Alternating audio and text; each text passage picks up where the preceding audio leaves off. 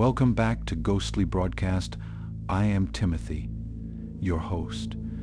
Today we've got another thrilling episode of Global Paranormal Station for you. We're diving into 3 unsettling stories from folks working in hospitals. These are the kinds of stories that send shivers down your spine. Make sure you like, subscribe, and click the bell icon so you don't miss any of our hair-raising stories. Now let's unravel the mystery lurking within these seemingly harmless places. Our first story. Hello, Timothy. I'm Grigorescu from a small town in Moldova. I've been following your channel and thought it's high time your listeners heard about this scary event I went through while working as a janitor on the night shift at our local hospital. The memory of that night still scares me, and I can't shake the feeling that something evil was involved. What's scarier is how real it all felt, which is why I want to share this with your listeners. One night at the hospital, I was cleaning when I stumbled upon a section that had been out of use for years.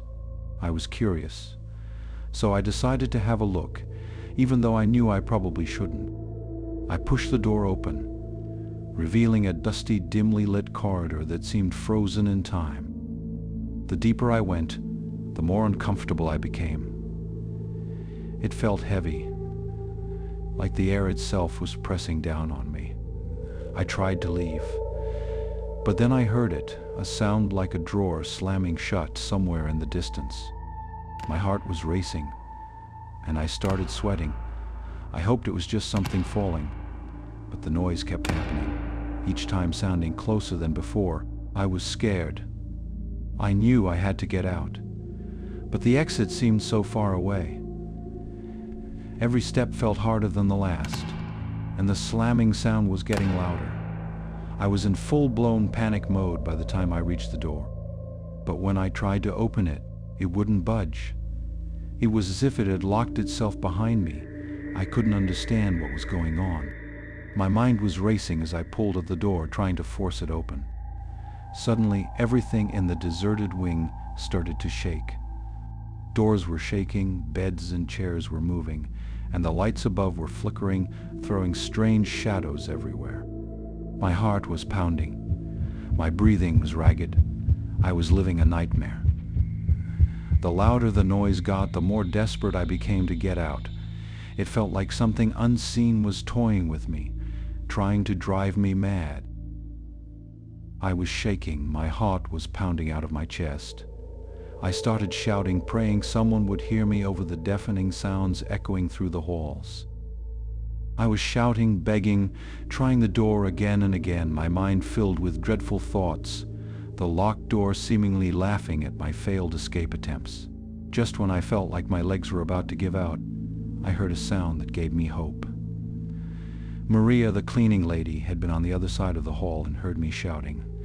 She calmly put her key in the lock and turned it, freeing me from the nightmare behind me.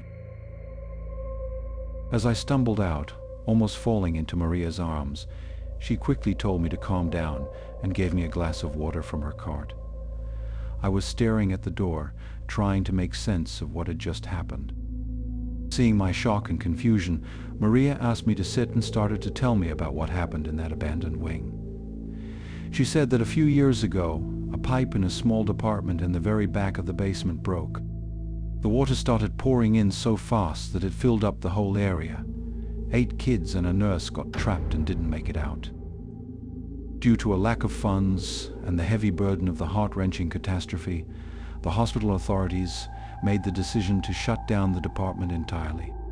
The wing was left untouched and uncared for, plunging it into perpetual darkness and disuse, a haunting reminder of the lives lost in the basement. As Maria spoke, it dawned on me that I had unknowingly stumbled upon a tragic sight and faced something evil. After that horrifying night, I just knew I couldn't keep working there. Those invisible forces that scared me out of my wits didn't leave my mind. They were always there, even when I closed my eyes to sleep. This whole experience really threw me off my routine. To pay my respects to the lives lost in that tragic flood, I decided to do something small but meaningful. I lit a candle in front of the hospital. A quiet tribute to those children and the nurse, a gesture to bring some peace to those restless spirits still wandering those forsaken halls. Realizing I didn't have the courage to face whatever was lurking in that hospital, I finally handed in my notice. I quit my job.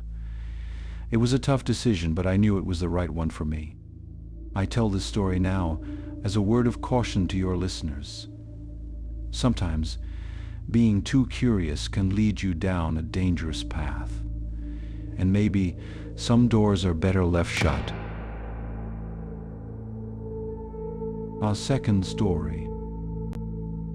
Hello Tim, I hope this message finds you well. My name is Ingrid and I've been in the nursing profession for more than 10 years. I usually keep my experiences private, but after tuning into your show, I felt the urge to share this peculiar incident with you. Here's what happened. A few years ago, I began working night shifts at a hospital located in a small village in northern Germany. The ward dedicated to elderly patients had a reputation for strange happenings, but I brushed these rumors aside, attributing them to the power of imagination in the faintly lit corridors. One fateful night, while performing my routine checks, I spotted an old woman, bent with age, pacing slowly along the hallway. Naturally, I assumed she was one of our patients who required assistance. I gently approached her, inquiring if she needed help or was trying to find her way. However, the old woman didn't respond. She continued her slow walk, her footfalls resonating in the desolate corridor. Throughout my shift, I made multiple attempts to strike up a conversation with her, but she remained unresponsive. I attributed her silence to potential hearing difficulties or disorientation. After a while, I stopped paying much attention, assuming she would return to her room eventually. The appearance of this old woman persisted during my night shifts for several weeks. Oddly, no one else seemed to be aware of her existence. I began questioning if I was the only one seeing her, and if so, why. Growing anxious, I decided to consult the hospital's security team. I queried them about an old woman frequently seen around the elderly ward during my shifts. To my astonishment, they had no idea what I was referring to. We agreed to examine the CCTV footage together to determine whether she was a real patient or a figment of my imagination. As we painstakingly reviewed the recordings, there was no evidence of the old woman's presence during my shifts. Fear and confusion began to seep in. Was I losing my sanity? Was I suffering hallucinations? The security staff tried to reassure me, suggesting it might be the stress from my late-night shifts playing tricks on my mind. In search of comfort, I shared my experience with a coworker. She looked at me with a combination of surprise and sympathy, then disclosed a chilling piece of hospital folklore. It was about a frail old woman who used to sell flowers within the hospital premises years ago, but had since passed away. Some older staff members believed her spirit was still roaming the hospital corridors, unable or unwilling to leave a place she once held dear. As the weeks turned into months, my unease about the old woman's persistent appearances grew. The revelation from my coworker had drastically altered how I felt about my late-night shifts. Once the other hospital staff heard about my encounters, no one was willing to make their rounds alone in the elderly ward during the night. The reality of the situation began to sink in. I wasn't the only one unsettled by this. On a particularly cold night, I saw her again. This time she seemed more restless, as if she was searching for something. Although I felt a wave of fear, I gathered my courage to approach her empathetically. I softly asked if she needed something specific or was searching for something. To my surprise, the old woman halted, seeming to contemplate my words. She turned her gaze towards me, her eyes appearing to probe my very soul. It felt as if she wanted to say something, but before I could react further, she resumed her aimless wandering, leaving me both bewildered and afraid. Following that encounter, her appearances during my shifts dwindled. I couldn't help but speculate whether my attempts at communication had altered something. The experience left a deep mark on me, leading me to switch to a different shift, unable to bear the continuous dread of encountering her. Even today, I ponder whether the old woman was a wandering spirit from the past or simply a projection of my stressed and overworked mind.